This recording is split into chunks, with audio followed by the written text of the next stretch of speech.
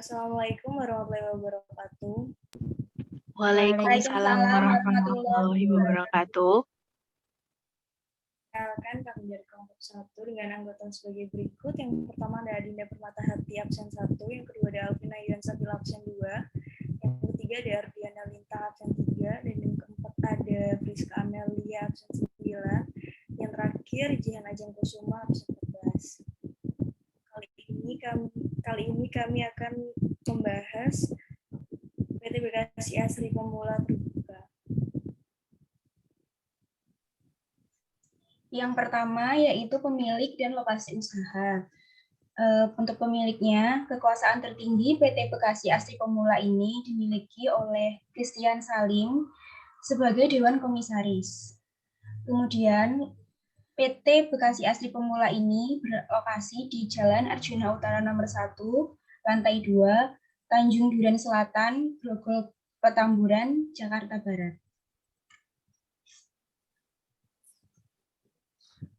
Yang kedua yaitu ada produk dan jasa.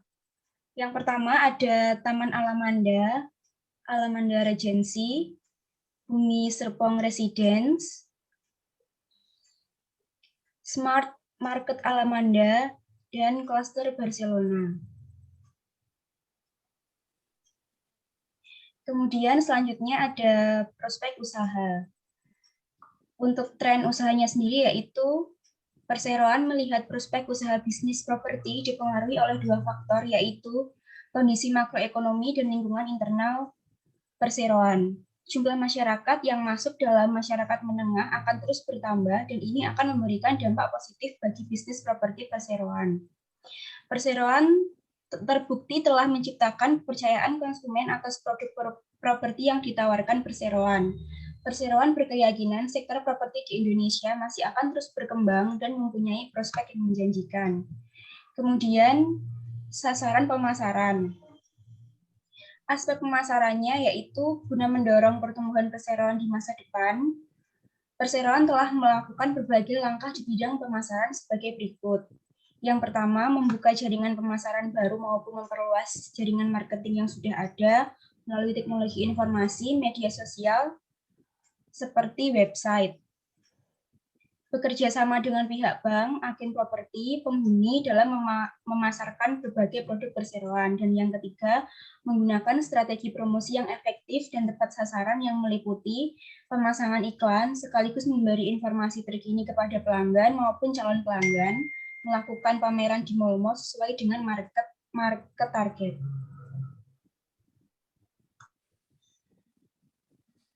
Selanjutnya yaitu risiko bisnis. Yang pertama yaitu modal. Bisnis properti atau real estate ini dapat dikatakan sebagai bisnis yang membutuhkan modal besar mengingat keuntungan yang dihasilkan besar pula. Yang kedua yaitu biaya perawatan. Mengingat jika properti yang ditawarkan dalam kondisi terawat atau baik, ini akan meningkatkan keuntungan dan juga sebaliknya. Yang ketiga yaitu waktu penjualan. Bisnis properti ini memerlukan waktu penjualan yang tak singkat karena seseorang yang hendak membeli properti tidak mudah menemukan properti yang sesuai dengan keinginan dan kebutuhannya dalam waktu yang singkat. Yang keempat yaitu penyusunan properti. Pada saat menjalankan bisnis properti rumah misalnya, maka harus memperhatikan umur ekonomis rumah tersebut atau bangunan.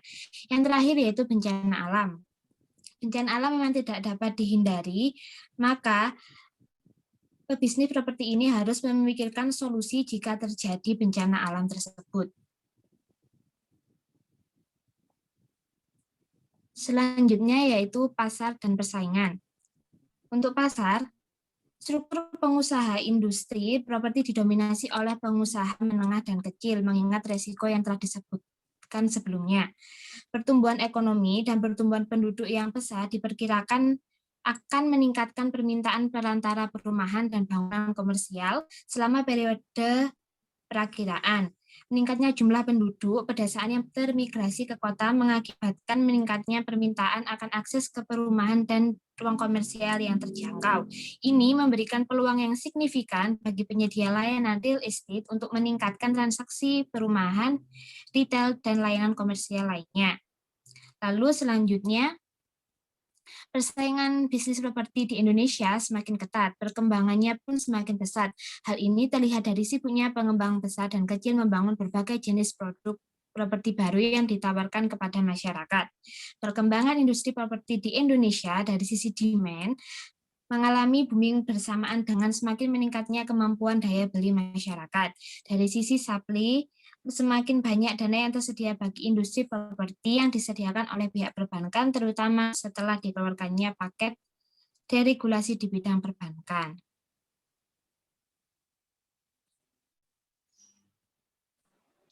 Ya, selanjutnya sifat bisnis. PT Bekasi Asri Pemula bergerak di bidang real estate dengan sifat bisnis perusahaan manufaktur.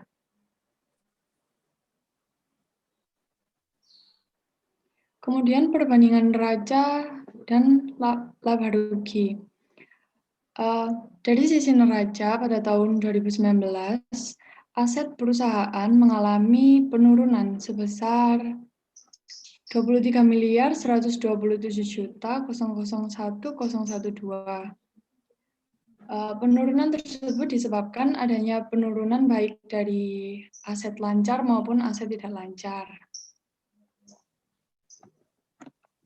Kemudian di liabilitas dan ekuitas, jumlahnya juga mengalami penurunan dengan nominal penurunan 23.177.001.012 dengan persentase penurunan 14%. Selanjutnya dari laporan laba ruginya. Bisa dilihat di laporan tersebut, laba neto tahun berjalan dari tahun 2018 ke tahun 2019 mengalami perubahan, yaitu sebesar 81.412.007 dengan persentase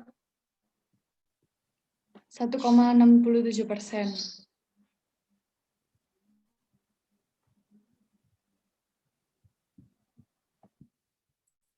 Kemudian ada perbandingan rasio keuangan. Yang pertama yaitu perbandingan target dan realisasi yang dilaporkan dalam jutaan rupiah. Pada tahun 2019, penjualannya diproyeksikan dengan jumlah 31.500 dan yang terrealisasikan sebesar 24.234. Kemudian laba bersihnya yang diproyeksikan sebesar 1.732 dan yang direalisasikan sejumlah 4.956.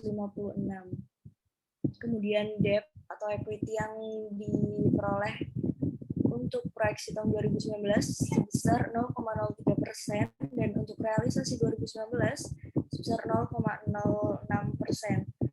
Kemudian ada target untuk 1 tahun mendatang yaitu di tahun 2020 dengan penjualan yang diharapkan yaitu 30.292, untuk laba bersihnya 6.058 dan debt atau equity-nya sebesar 0,06%.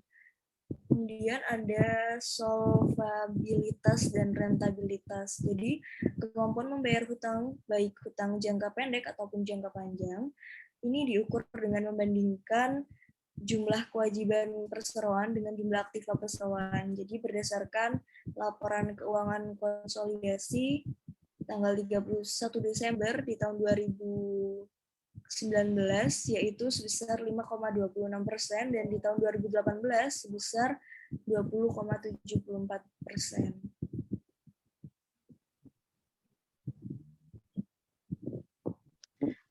Selanjutnya yaitu perbandingan elemen dalam laporan keuangan. Yang pertama yaitu aset.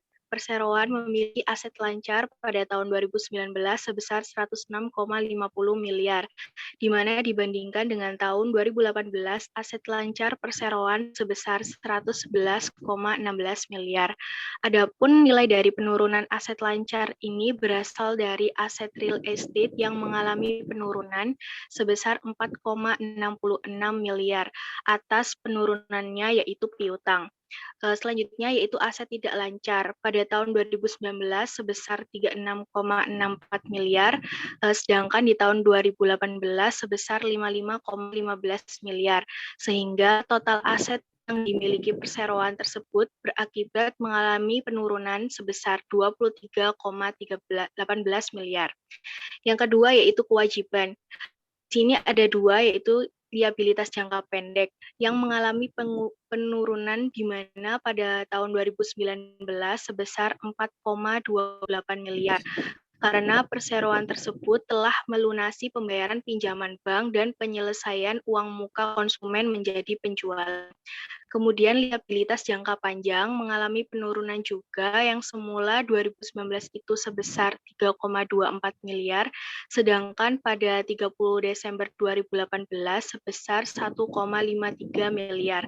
Hal ini dikarenakan karena perseroan tersebut melakukan pelunasan atas pembiayaan konsumen. Selanjutnya yaitu ekuitas. Saldo ekuitas per 31 Desember 2019 sebesar 135,61 miliar. Sedangkan pada Desember 2018 sebesar 131,82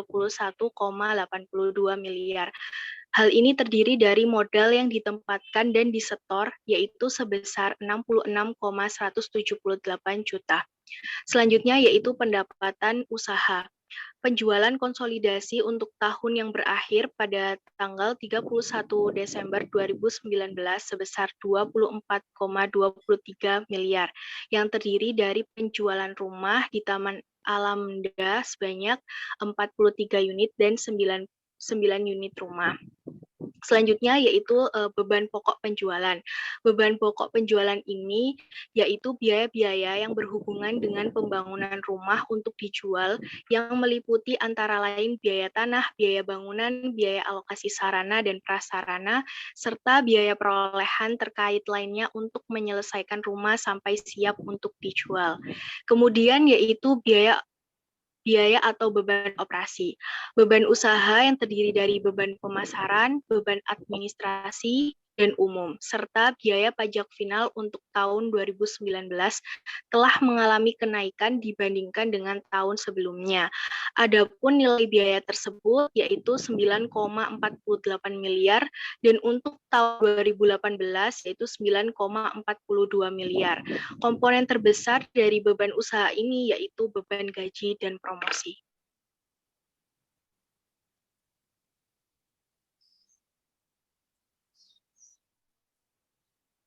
Baik, terima kasih. Mungkin itu saja yang bisa kami sampaikan. Kurang lebihnya mohon maaf.